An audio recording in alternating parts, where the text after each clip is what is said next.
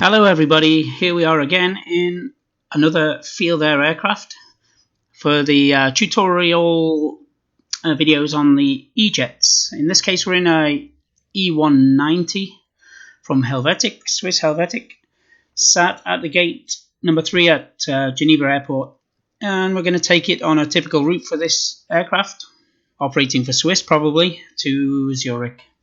The commuter run that runs about 6 times a day back in various aircraft, all the way up to the 777, I might add, and that's pretty cool. 30-minute flight. Anyway, we're in the field there. Yeah, same situation as the Embraer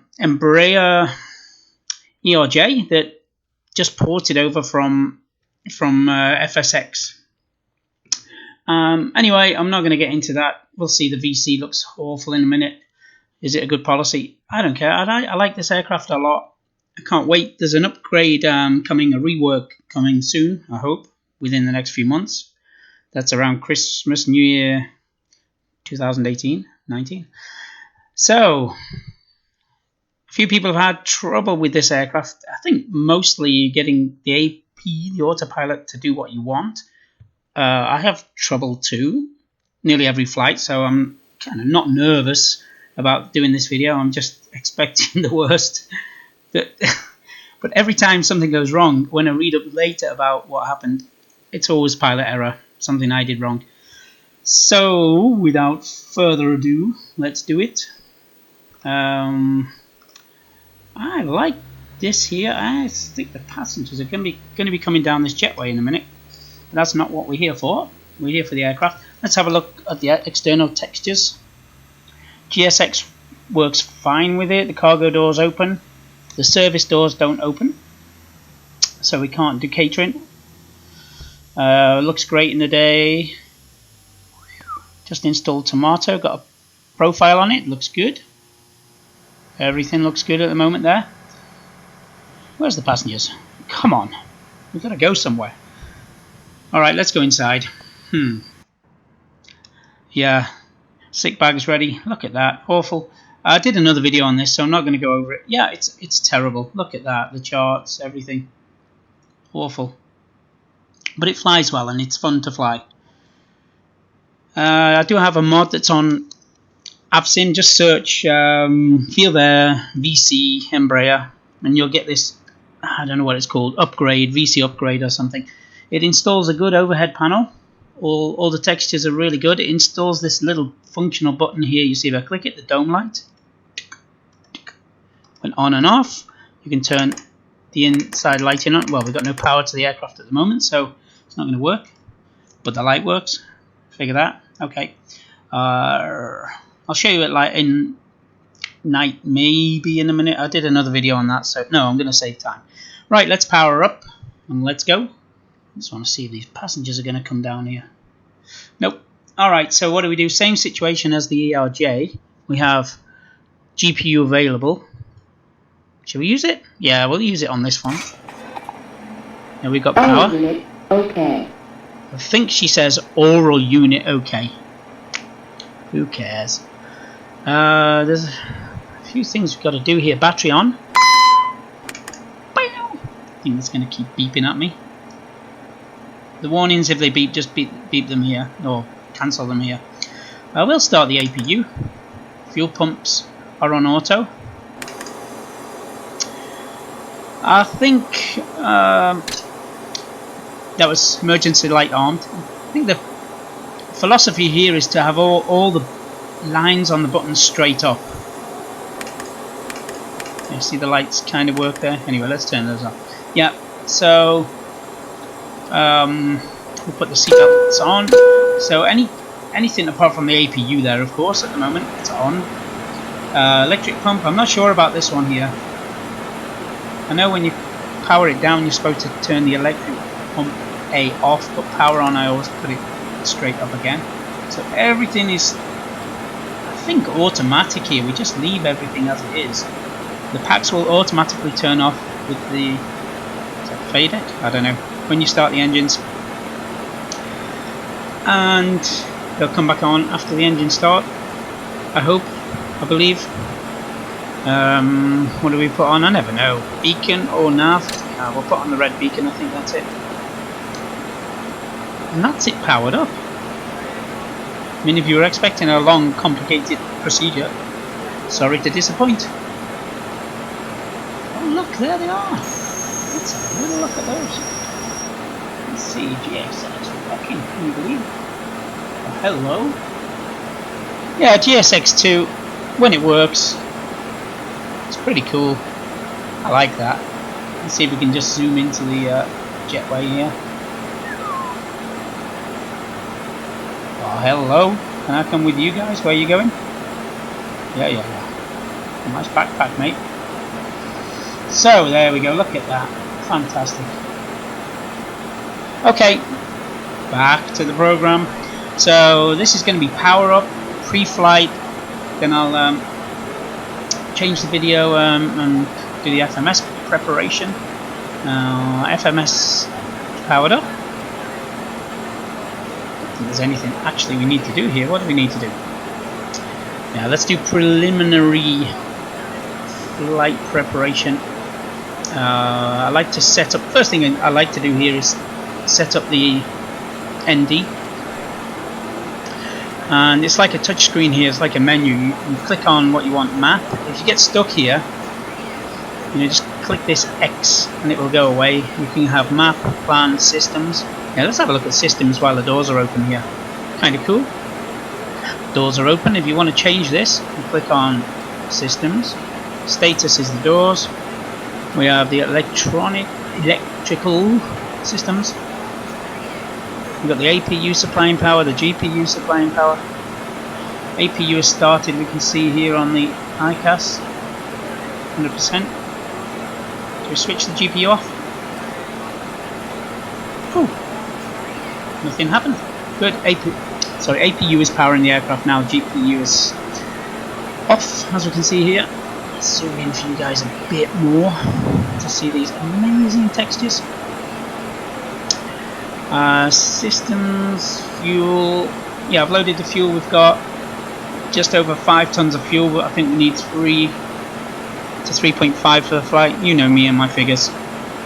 As long as we're not heavy like a rock, and as long as we've got enough fuel, I'm good enough. You guys can do all that to the kilogram if you want to. It's not my thing. But we've got the fuel there in the tank 1, tank 2. No center tank on this. It's not big enough aircraft. Hydraulics all off at the moment. Again, not my thing, but anti-ice system. It's kind of cool. Flight controls. We've got power, haven't we? Yeah. Does that work without hydraulics? I don't know. Oh no, the hydraulics are on, of course. Ooh, you see, I really know what I'm doing. There you go. Flight's checked.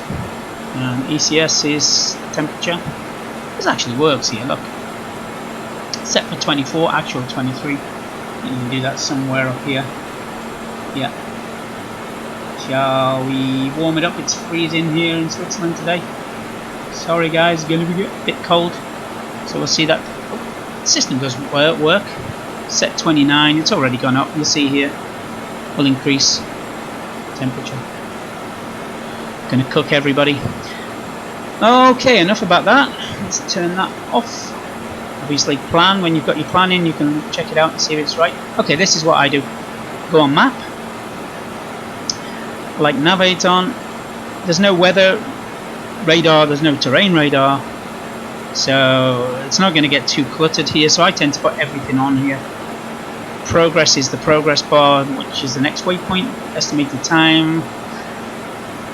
Estimated time en route and fuel at that point. Fuel checks. Good. Vertical profile for the VNAV. Not sure the VNAV follows exactly the profile, but again, it doesn't matter too much. Missed approach. Yeah, I tend to leave that off because I've never done a missed approach in my life.